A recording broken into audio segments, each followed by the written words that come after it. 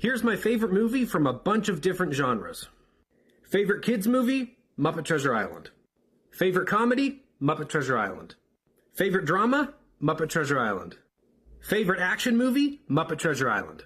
Favorite fantasy film? Muppet Treasure Island. Favorite movie based on a book? Muppet Treasure Island. Do you get it yet? Favorite romantic comedy? Muppet Treasure Island.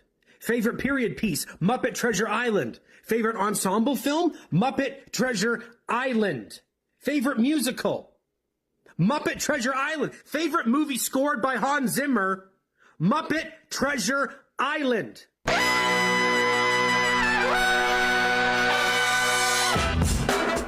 Good morning, sweet world, and welcome to the No Dunks podcast on the Athletic Network, a fine network. It's Tuesday, November 19th, 2024. I'm J.E. Skeets here in the Classic Factory, where it looks like fall, and alongside me, as always, Tass Mellis. Happy fall, y'all! Next to him, it's the bearded one, the Top Shot Hot Boy, Trey Kirby. Hey-o. Hey-yo. And over yonder, making this magic happen, super producer, JD. Hello. There he is. Here we are, yeah. Getting in the, I guess, Thanksgiving spirit? Just love the next season coming up. Totally, man. You know, we decorated the Classic Factory for Halloween. That was such a big hit. We obviously have Christmas coming around the corner, but too soon for that. So we just threw a bunch of leaves up. Just and I nature. think it looks awesome. You guys really fit the motif here today too. The browns and the oranges on you guys. I guess even a little black. Sure, why not? Why not? Gets dark early. Yes, it does. Shout out to everyone joining us. Yeah, look at those gourds. Good gourd almighty. It's decorative gourd season, motherfuckers. Hi, everyone on YouTube. Hit the like button, subscribe if you haven't, share the show, podcast listeners, 5-star ratings and reviews. Let's jump right into a little What You Got. What you got? What you got? Yeah, a little What You Got to recap last night's action. Let's start with this. We had the Heat shake off an early deficit to roll past the reeling 76ers, 106-89. Really good game from Jimmy Butler, but Philly now 2-11, tied with the Wizards for last place in the Eastern Conference. Meanwhile, the Raptors snapped a 7-game losing streak. They beat the Pacers 130-119, and Indy, not as bad as Philly, but fall to 6-8, sub 500 here. They got a lot of injuries. I know we'll get into that, but a tough loss for them, even though they've played a lot of games here recently. So the question here in What You Got, Task, get us started. Worst vibes right now, Sixers or Pacers? What you got? I'm going to go with the Indiana Pacers. I know.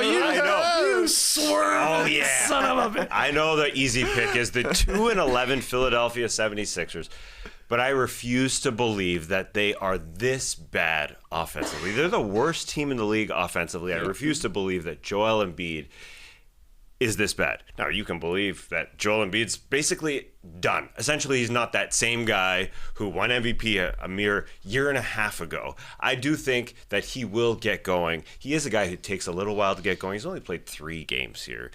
And there were good signs in that game. They're up 19, going through him a lot of the time. He did look flat. That is absolutely for sure.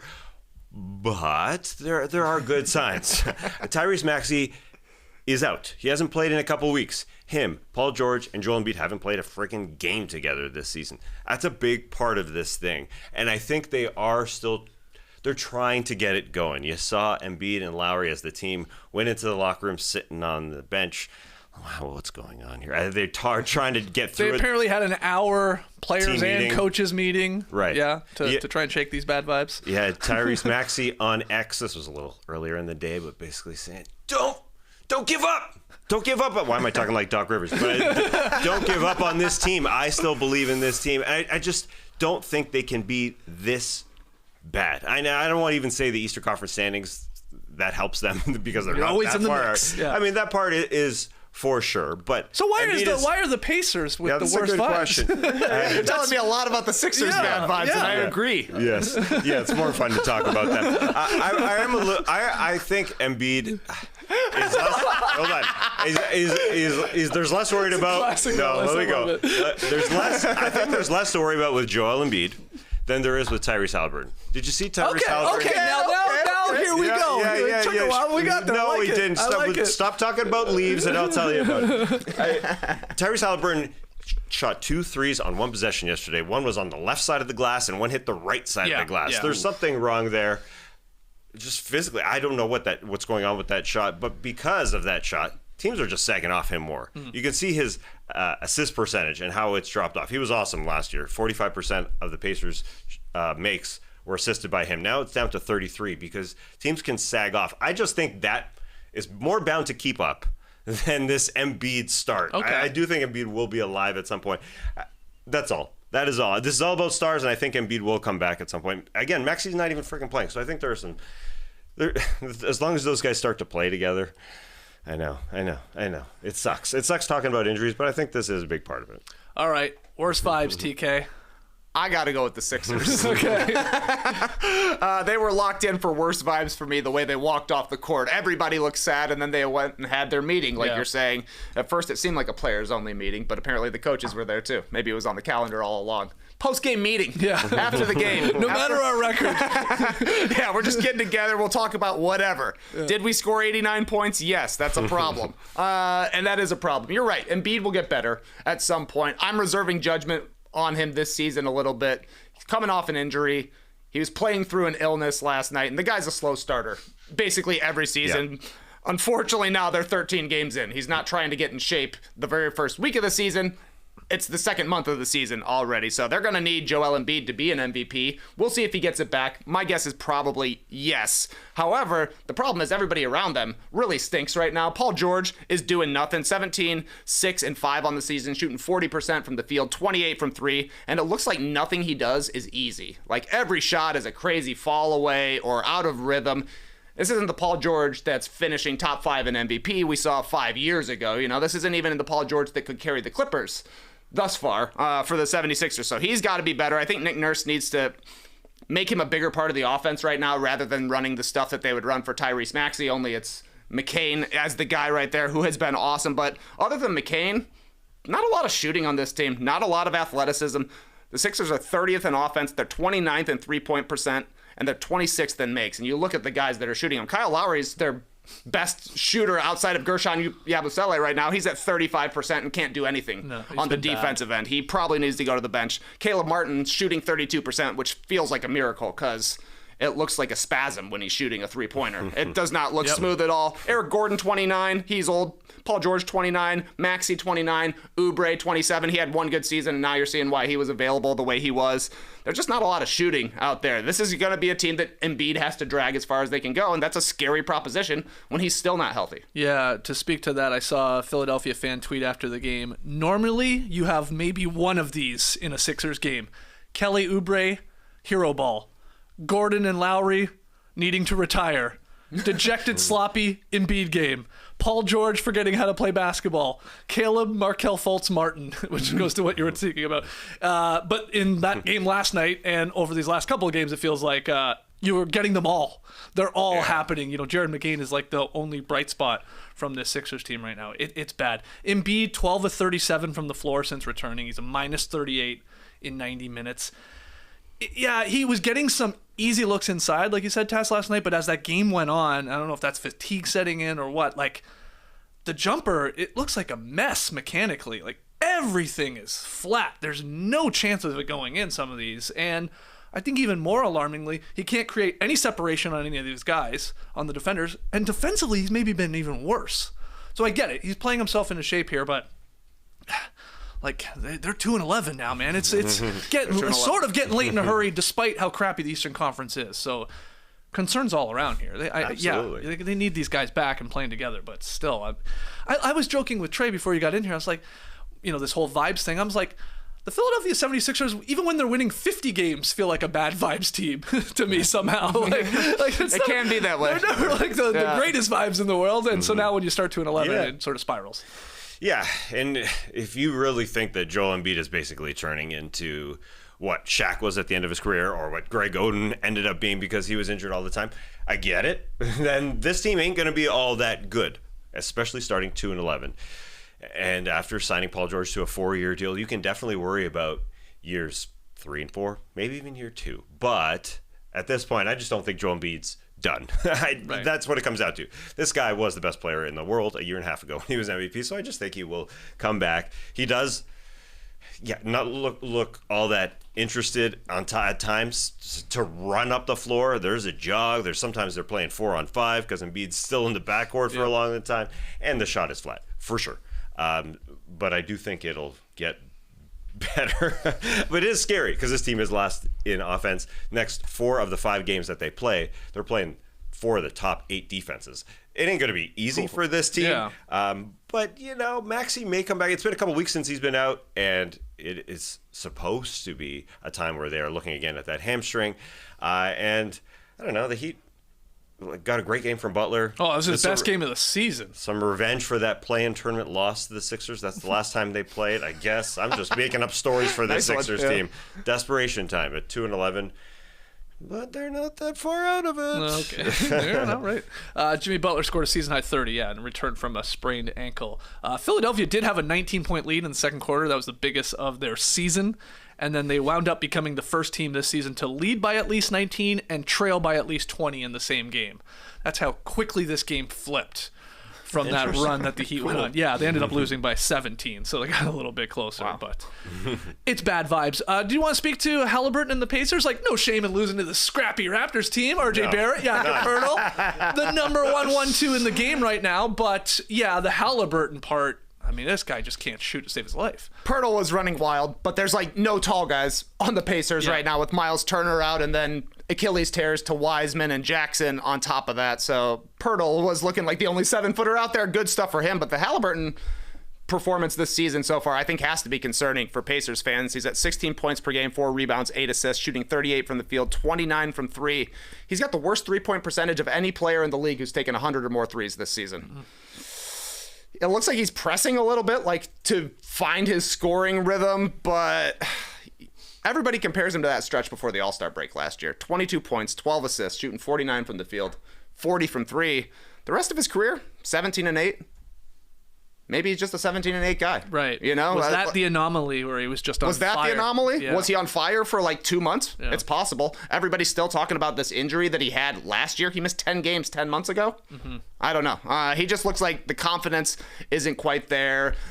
Maybe bringing in Siakam has kind of thrown him off of his rhythm because the team plays a lot slower now. They're 16th in pace after finishing second last year.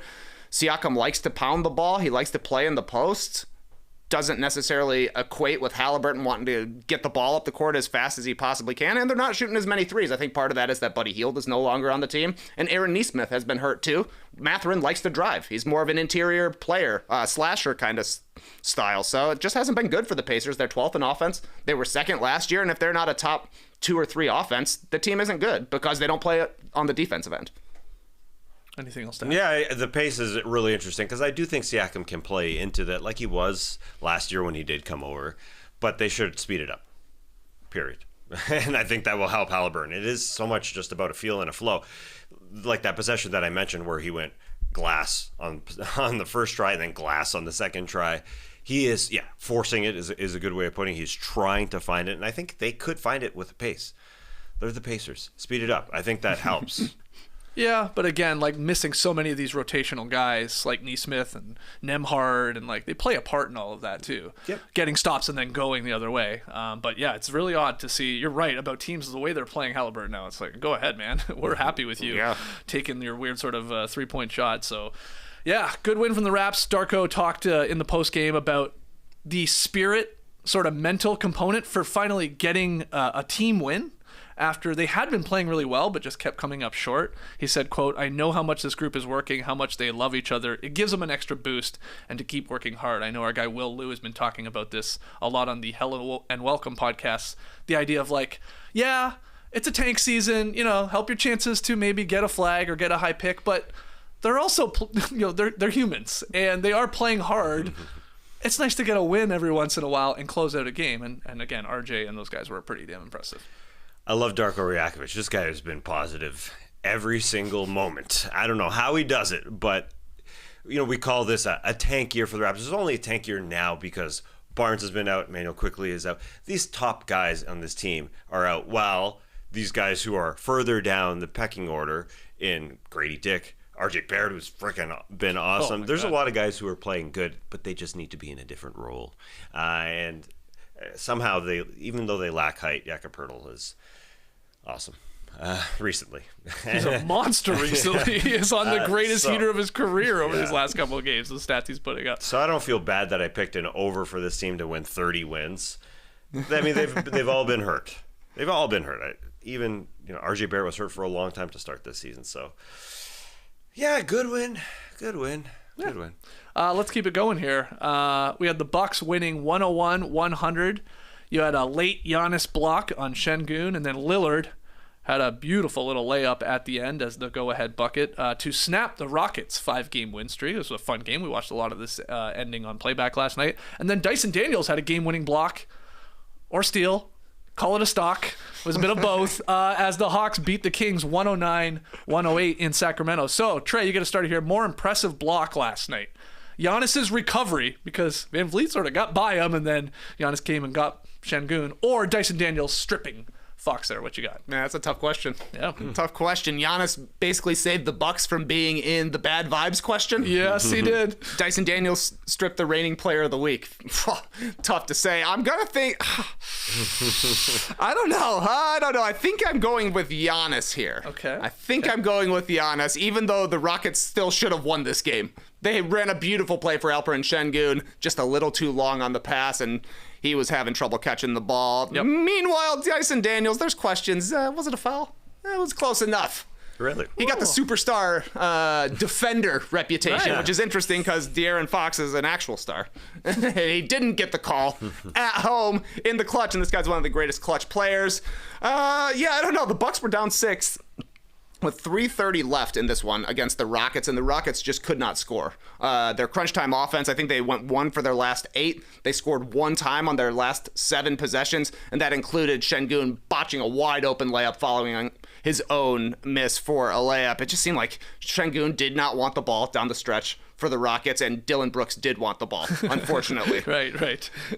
The guy that I haven't mentioned yet is Jalen Green, who seemed to be playing the best in the fourth quarter for the Rockets, but for whatever reason, it was all Van Vliet and Şengün actions. I understand Şengün because the guy is your leading offensive player, but they should have went away from him, I thought. An amazing play by Giannis to get back to block the little floater, but Şengün should have went up and tried to dunk it. That was a softy kind of shot, and that was just the way he played the last 3 minutes, because when Şengün catches the ball, Giannis is at the dotted line, at the free throw line. He tries to go up with a little floater. Try and dunk it, man. You'll get fouled and go to the line.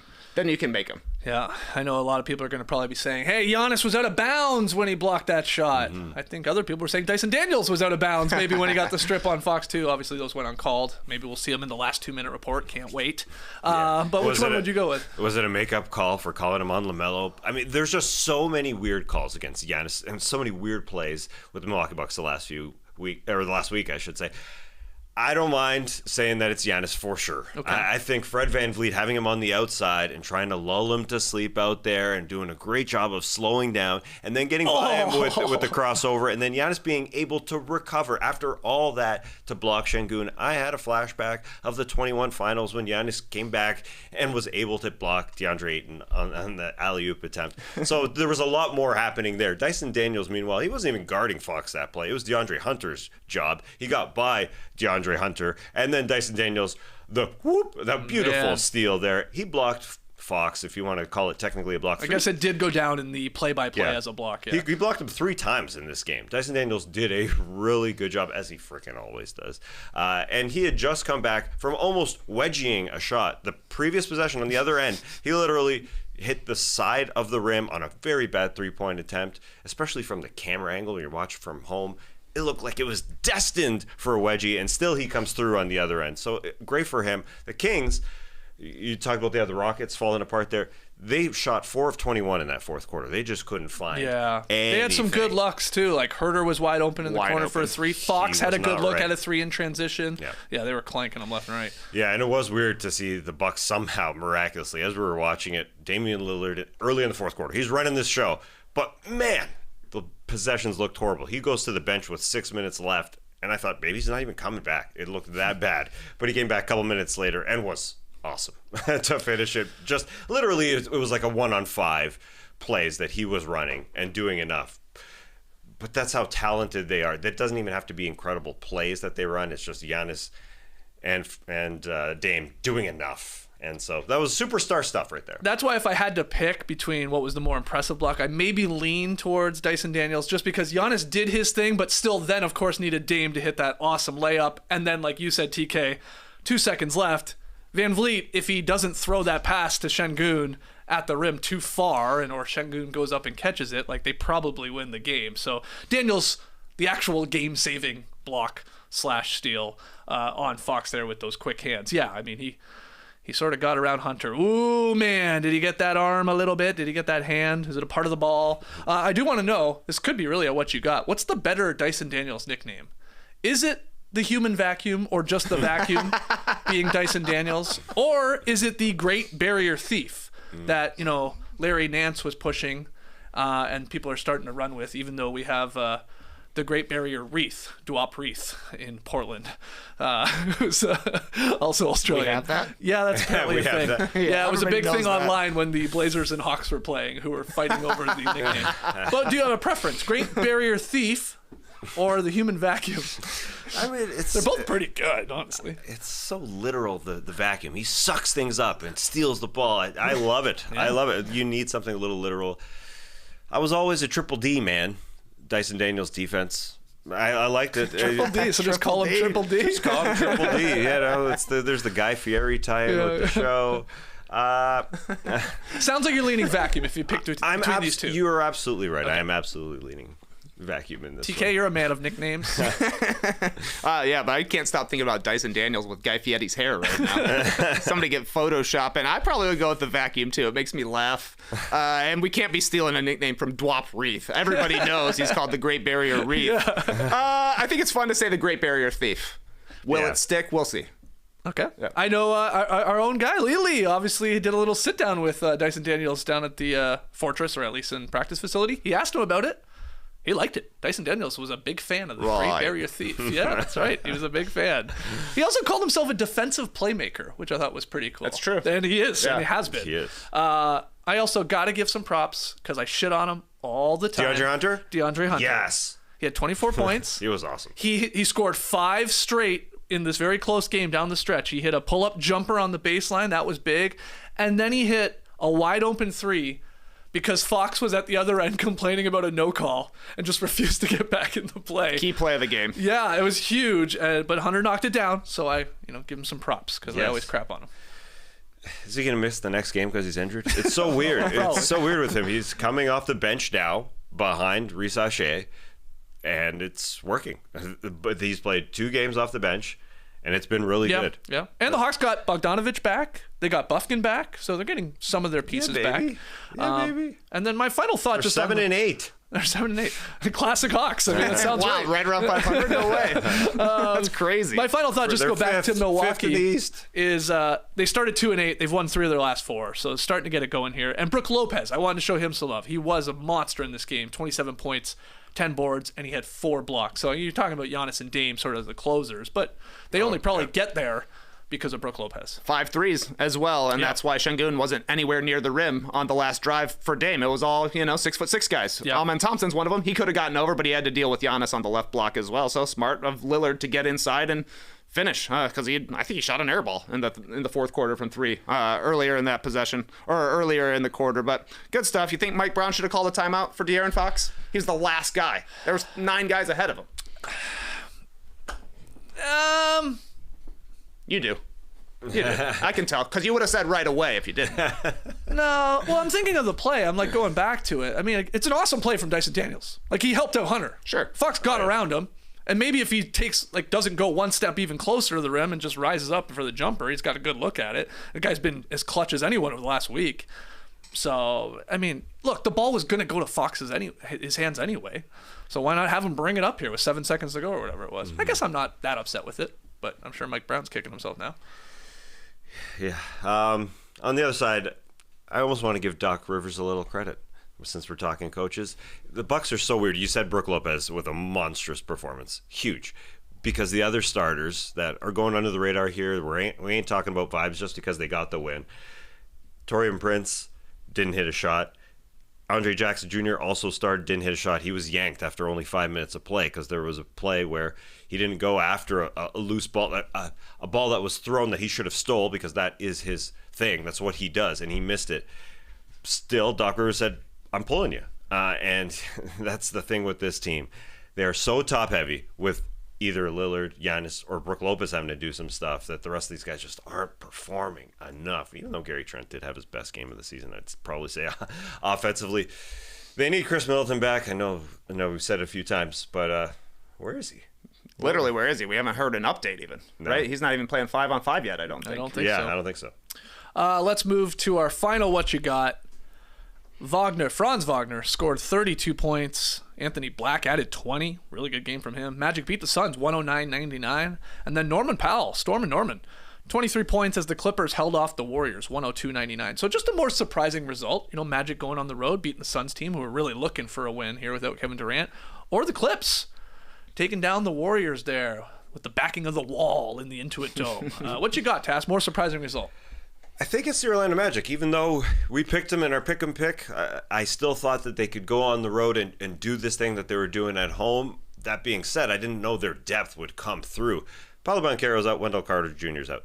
To see Goga Bitadze block shot, go after offensive rebounds the way he did. Not only him. You just go down the pecking order. Mo Wagner, Jonathan Isaac were great off the bench. Anthony Black was amazing off the bench. Where's Markelle Fultz?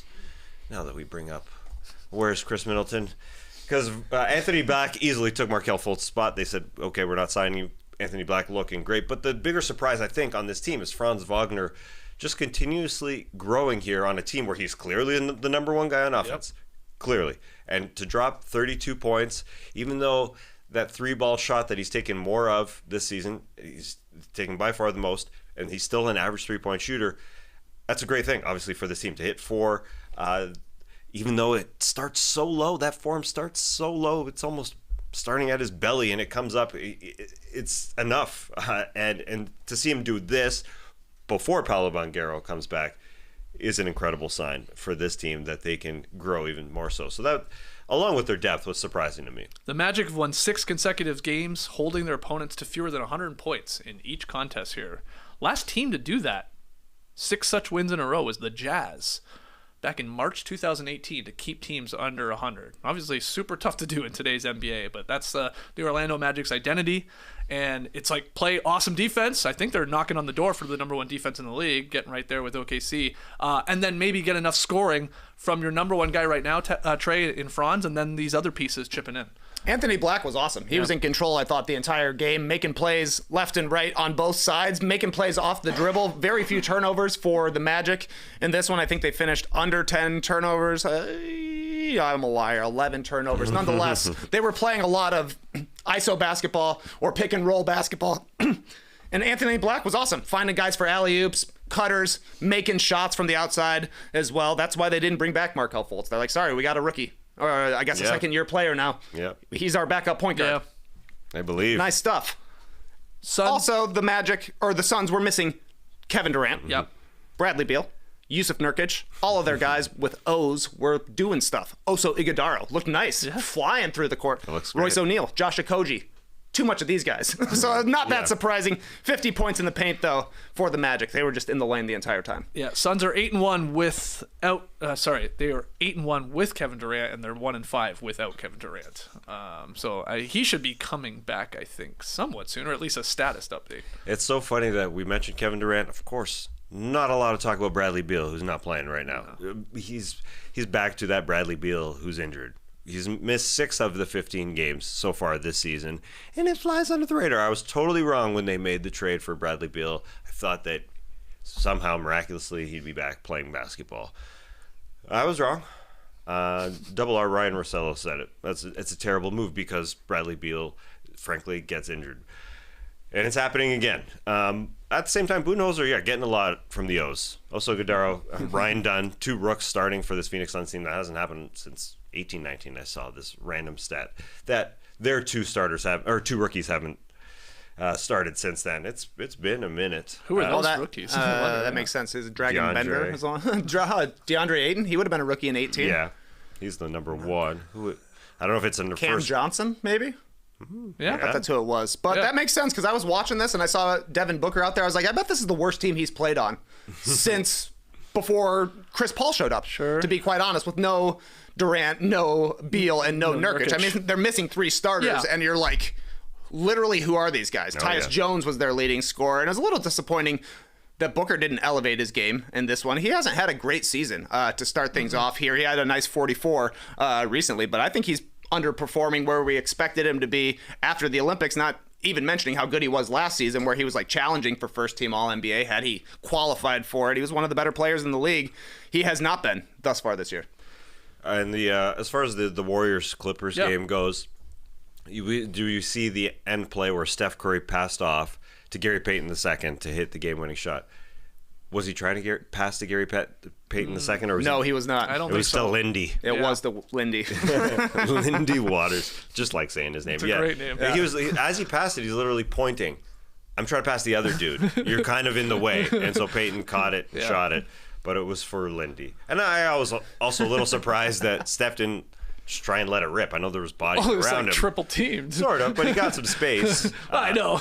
Yeah. You almost hear at that point, it's like, yeah, Steph, if you got 5 guys on you, we still like your chances maybe more. But he's trying to make the right play. He missed one like 10 seconds earlier. Yeah. Had a good look with Yeah. 12 seconds left, and then, he was 100% passing it to Lindy Waters. But Gary Payton intercepted it. The pass was coming to him, too. Like, why wouldn't he take it? But what do free throws do? Win games. Right. Warriors 9 of 19 at the line. Clippers 16 of 18 at the line. And literally everything else is equal. It all comes down to free throws. So I think more surprising win, it's got to be the Clippers. You don't expect the Warriors to lose it at the line, though they stink at it this year. They're the worst team in the NBA right now. Yeah. Under 70%. Doesn't seem right. That's crazy. That's crazy, especially when you have one of the best free throw shooters in the game who gets to the line a decent amount, especially at the end of game situations where you're going to get fouled in Steph Curry. But He's only missed 2 this year, I think. Yeah, It's everybody I was else going to say, right it's now. got to be one of the top 5 in the league for sure. All right, that's a little what you got. Let's get into some news. The Lakers are going to honor former coach Pat Riley with a statue outside their downtown arena. The team announced Monday that they have commissioned a statue to stand in Star Plaza, immortalizing the coach who won 4 championships with the Showtime Lakers of the 80s. Riley also won a championship with the Lakers as a player and an assistant coach. So 6 total. TK, I assume you're not surprised by this, but do you have any thoughts? I'm not surprised, except for Pat Riley didn't have a statue? Yeah. He hasn't coached there in 40 years? Right. They're like, now's the time. Yeah, the timing Why? is odd. That's the only question. I mean, obviously, Pat Riley deserves a statue for the Lakers. He won a title there as a player, playing on one of their all-time greatest teams, the 71-72 team. Then he won 4 titles as a coach. Right. I guess there are just not a lot of coach statues. I know Red Auerbach has one sitting on a bench in the middle of Boston. That's right. Jerry I've sat on Tarkanian's it. biting a towel outside the Thomas and Mack Arena. Yeah. Who else? Does Jerry Sloan have one? I don't know. I don't know. I don't think so. think so either, I don't but- think so. But yeah. I mean, cool. But Well, do you think the they've timing? had the chance. They've had the time. Do you think the timing has to do with the Miami Heat just having named their court after Pat Riley? 'Cause that was like just this year. So they're like, oh damn. That's what teams do, huh? They just respond. It Feels like it. The Vince Carter thing. Vince Carter, exactly. New Jersey said, hey, we're going to retire his jersey. What the? No, that's ours. We're going to retire his jersey.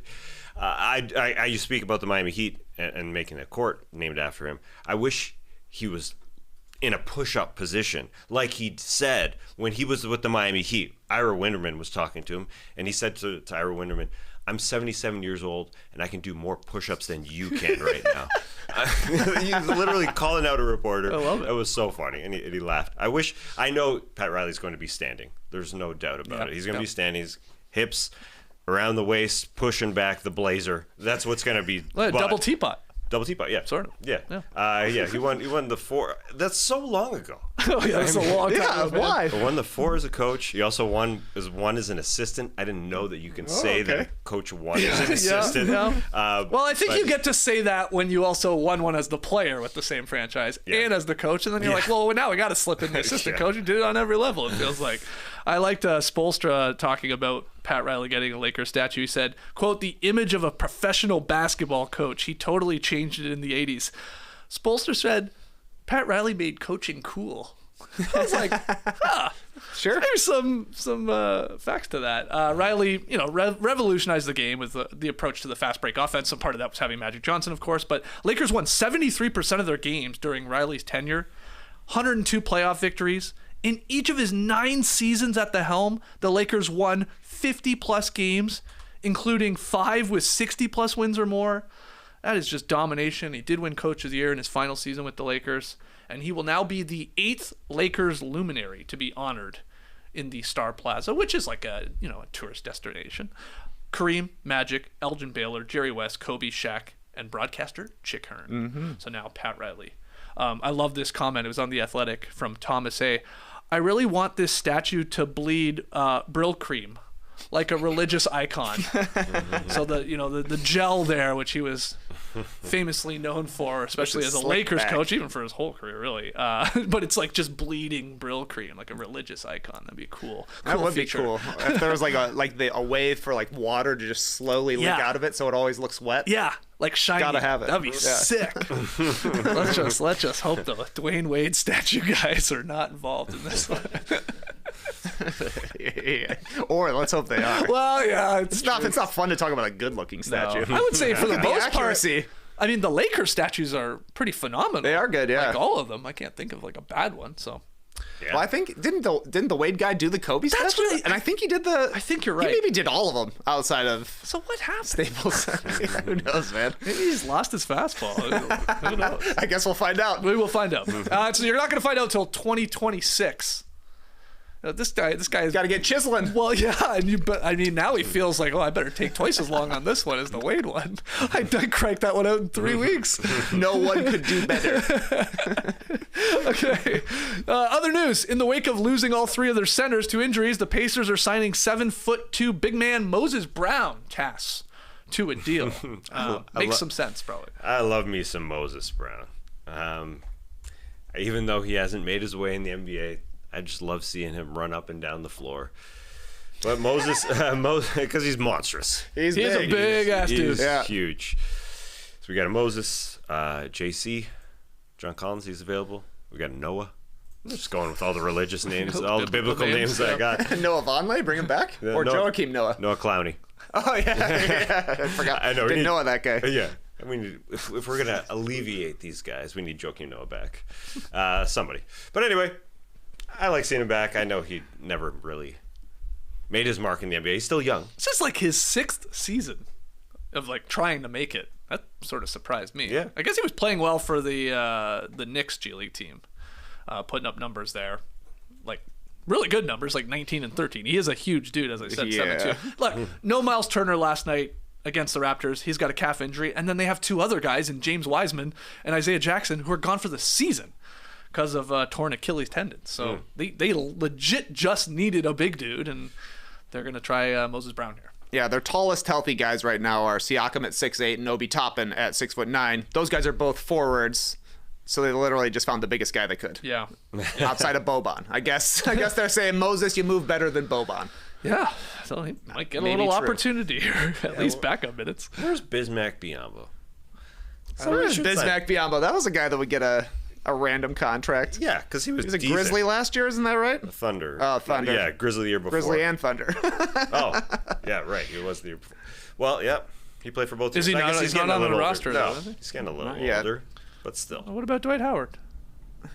He's got to fight Shaq in a ring or something like that. If he's not- Moses Brown. He's busy dancing. All right, that's enough on Moses Brown. He will probably get an opportunity. Kings guard De'Aaron Fox and Magic forward Franz Wagner have been named the NBA Players of the Week for Week 4 of the NBA season. Star Fox, he averaged over 40 points per game for the week. That's not bad. The team's record 2-2, but man, 40 and 7 he's averaging with a great shooting percentage. And then Wagner posted 31, 7 and 6 in 3 wins for Orlando. So really good stuff. I had a little trivia question off of this for you guys. Okay. Because Franz Wagner, he's yet to make an All-Star team. So I was wondering, can you guys name the 3 guys last season who won a Player of the Week award but have never made an All-Star team? I think you can do this. Now let me tell you, Tyrese Maxey and Paolo Banchero, they both won Player of the Week honors before they made the All-Star game last year. So I'm not including them for obvious reasons. But we have 3 guys that won a Player of the Week last season and to this date has never made an All-Star team. We got a Wemby. Did he win a Player of the Week? No, he actually didn't. Wow. That was going to be my first guess as well. Unless I missed him. Never made an Which is always in play. Sorry, go ahead. Kobe White? No, it's a good guess. A very good guess. I want to double check Wemby, but I think I have this right. No Wemby. I think we would have remembered. Yeah. Jamal Murray? All-Star. So sorry. Jamal Murray? No, that's a good guess too. I'm gonna give you when it happened because this I think could help you. Go ahead. Cam Thomas. Oh no, What? But I think you're yeah, like because he had a those great 40 start. point games or Yeah, whatever? That's right. Yeah. He did not incredibly win it there early. Tyrese Maxey actually won it in the first week when Cam Thomas probably could have had a chance. No, but go to March. Go to March. Jalen Green. There you go. Jalen Green. Hint. His team went 3-0. The Rockets did. He averaged 26, 9, and 4 during that week. He was lights out from 3. He couldn't miss. Nice one. He was the first player from the G League Ignite to win a Player of the Week award from either conference. I thought that was a little fun tidbit for you. Okay. Sorry, Dyson. This will help you. Matas. Same team earlier January. Alperen Şengün. Yeah. Nice. Rockets went 3-1 during the week. He averaged 24, 7, and 5, basically 1.5 steals. So Şengün, Jalen Green, final one, and here's the hint I'm going to give you.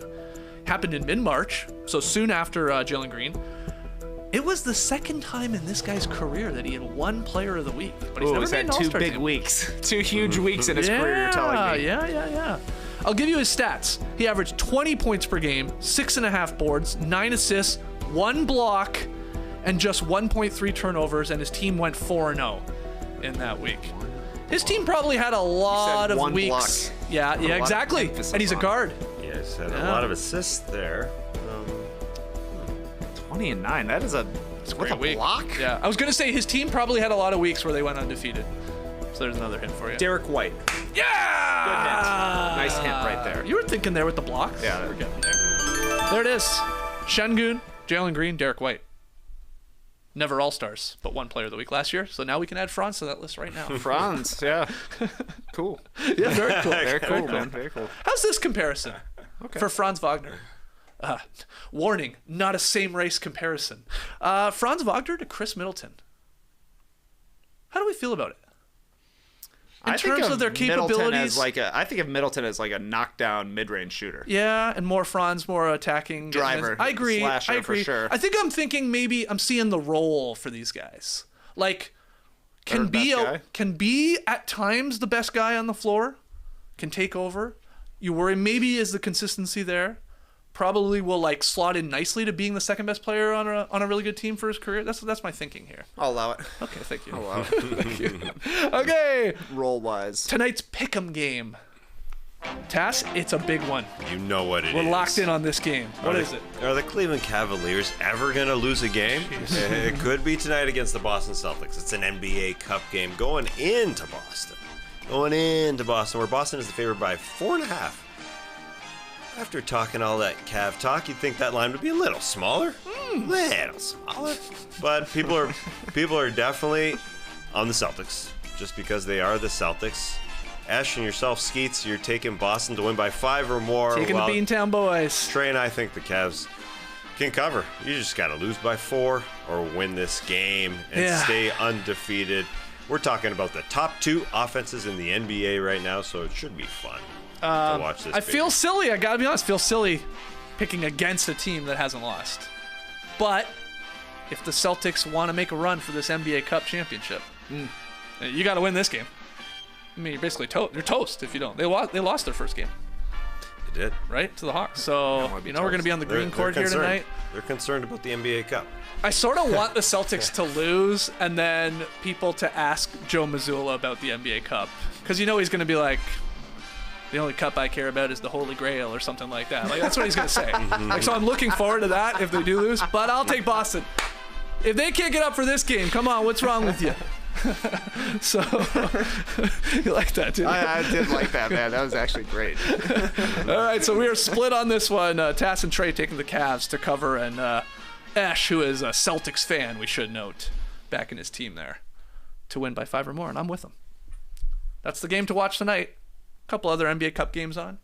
So enjoy those courts. We will be back tomorrow. Any other thoughts? We didn't talk about your Bulls. I feel bad. Zach LaVine just taking over against the Pistons in the fourth quarter. No pizza party for the Pistons, unfortunately. No. They had a chance at their 3 straight wins, but then 6 threes in the fourth quarter for Zach LaVine. The big three. People are saying the best scoring big three in Bulls history. Wow. Vooch, LaVine, Kobe White, all 25 plus llast night. People told me the Pistons were good. Weird. You can't lose to the Bulls and be good. It's ridiculous. And there was there one more game we didn't talk about? Oh yeah, the Knicks crushed the Wizards. Big Jericho Sims slam, huh? Yeah. Well, a couple things. That Julian Phillips slam on playback, or that we were talking about on Twitter, I guess. An 81 dunk score. Yeah. Which was a little higher than I thought it would get. Dunk of the night went to Obi Toppin. That fast break dunk off the hoop. That was big. But I thought the Jericho Sims dunk was better, and I have a theory that Dunk Score is not a fan of thrunks. Interesting. Yeah, because it was a thrunk. Yeah. On Kuzma. I mean, he dunked it on him. But I don't think they like thrunks. You might be right. 83.1 versus 85 for Obi Toppin. I'm surprised it even made the list. Yeah. It's not a thrunk score. Yeah, right. That's It's true. not a dunk. That's true. Wow. I actually love it. I hate that I could pick out what that's going to be.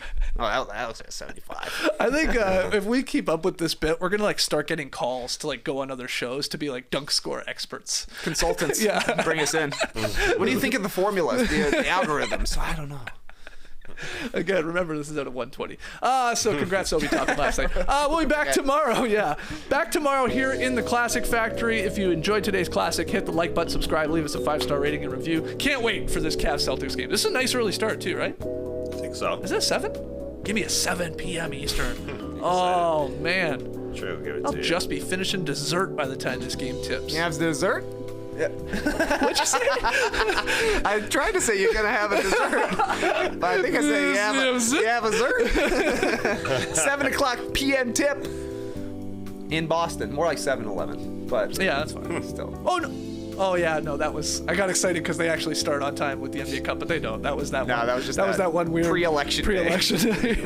Where we decided we could start on time. What are you going to have for dessert? Frangipane? That'd be really nice. I'm going to 7-Eleven. The Slurpee? Yeah, Slurp Dog. And then start it up at 7-Eleven. Here we go. Yeah. Clipper Bros. You heard it here first. Have a great time. Turn up. Love you guys. Awesome. Thanks for joining us, and remember, I've decided this. Isaiah Stewart has the biggest headband in the NBA. Now, it's not really a headband because it's not on his forehead. It's just a tie for his braids, essentially. But it's unwoven. It's broken up. It's the thread has been cut. And it's just this big thing. Yeah. We used to have those, the ties, more of the ties, like the Drew Holiday, the karate type of I thought they got banned or something. Yeah, exactly. Yeah. That's why I'm bringing it up. What is going on with Isaiah Stewart's headband? Speaking of headbands or hair, I guess, did you know that Gogo Batadze is wearing a wig? Embrace the day, people.